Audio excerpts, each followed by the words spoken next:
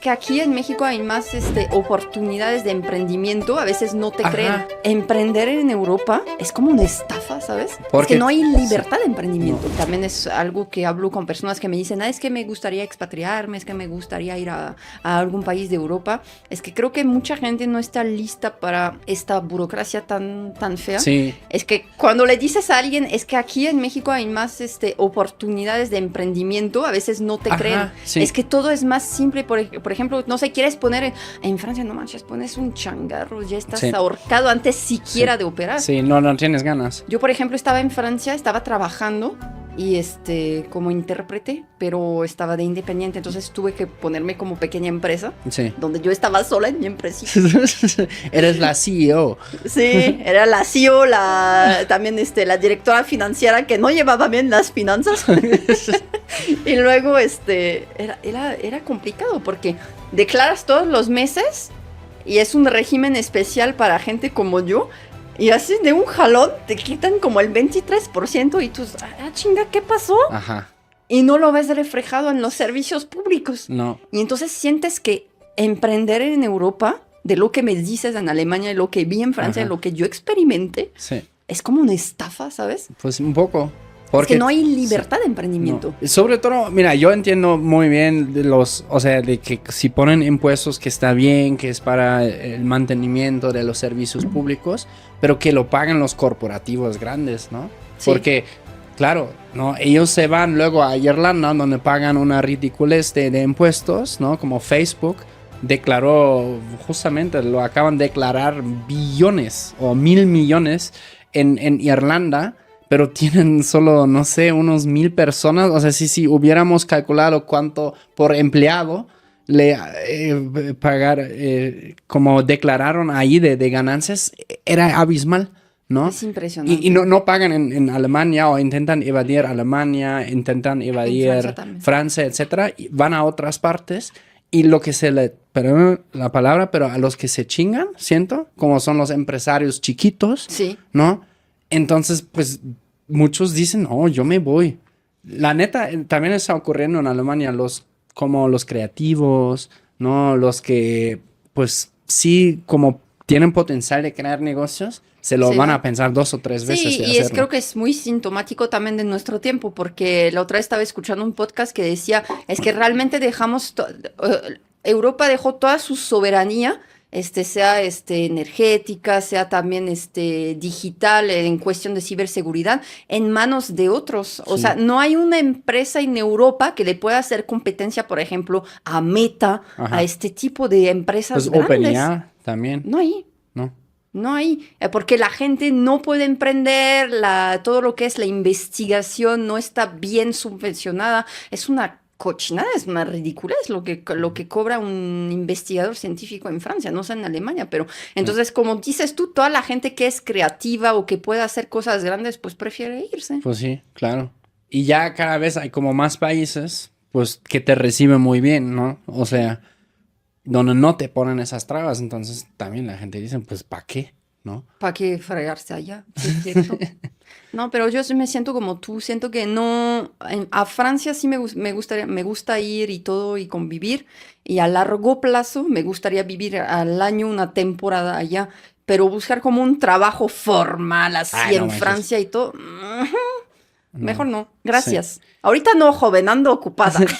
Pero eso sí, yo siento que es mejor allá en Francia y Alemania que acá, ¿no? Como siento como acá en los trabajos formales de godines, ¿no? Ahí sí como pues te pagan mejor y tienes como más derechos, ¿no? Aquí yo sé de amigos que trabajan de godín, pero solo les dan un día a la semana y, güey, o sea...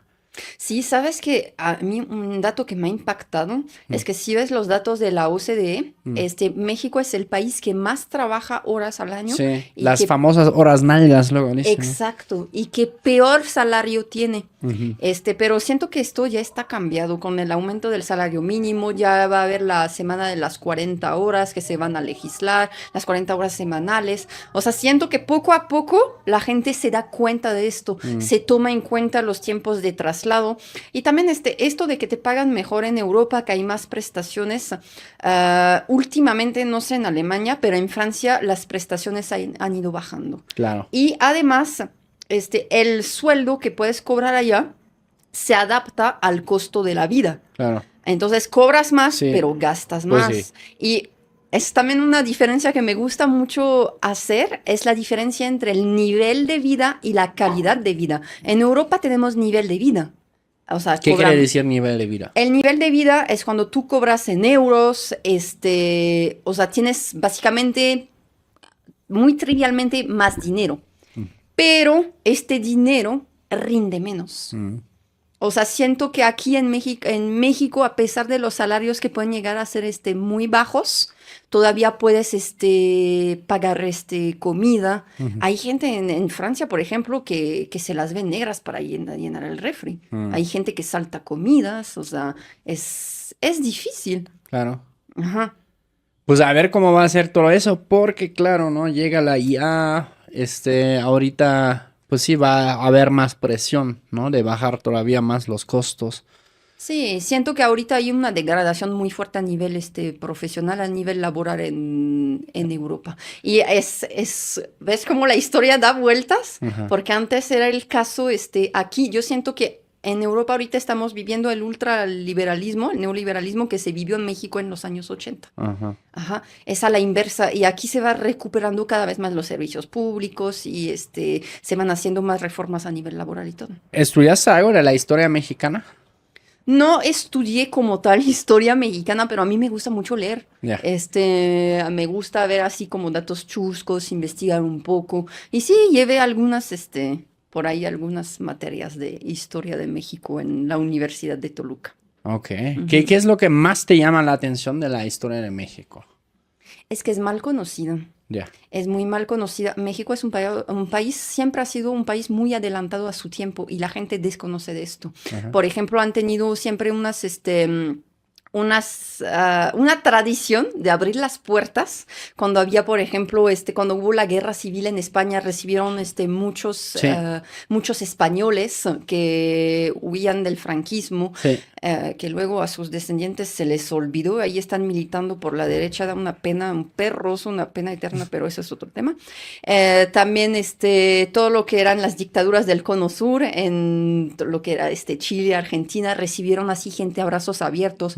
La Constitución mexicana fue de las más avanzadas de su tiempo, abolió la esclavitud. Cuando había en la guerra de secesión estadounidense, esclavos que huían de Estados Unidos venían a México. Sí, se dicen cruzaban la frontera, ¿no? Sí. Y México dijo, aquí no hay, no los vamos a regresar. O sea, es un país sumamente humanista y lo ha demostrado en un montón de veces a lo largo de su historia. Ujú. Eso es lo que me llama mucho la atención de la historia mexicana, es que hay datos muy importantes que a gente se le olvida. De eso aprendí hace poco, de justamente lo que dices, como que luego cruzaban como la frontera y aquí ya estaban como salvo, Sí. ¿no?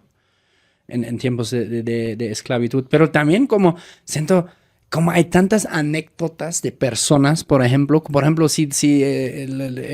toda la historia de Trotsky, cómo llegó acá. Sí. O sea, también está lleno de chismes, pero interesantes, ¿no? Súper interesante. Primero el Trotsky se ligó, bueno, quién sabe, ¿no? Porque dicen que la Frida también era bastante pía, ¿no? Ahí tuvieron algo, Frida y Trotsky, Sí. ¿no? Pero, o sea, qué caras del Diego también de reprocharle No, esto. también. A medio cabrón, y media... Ándale, sí, obviamente. Le pagó con las mismas, básicamente, ¿no? Pero lo que no sabía, lo aprendí hace poco también, que Siqueiros conoces, ¿no? Sí, claro. De los El muralista, muralistas.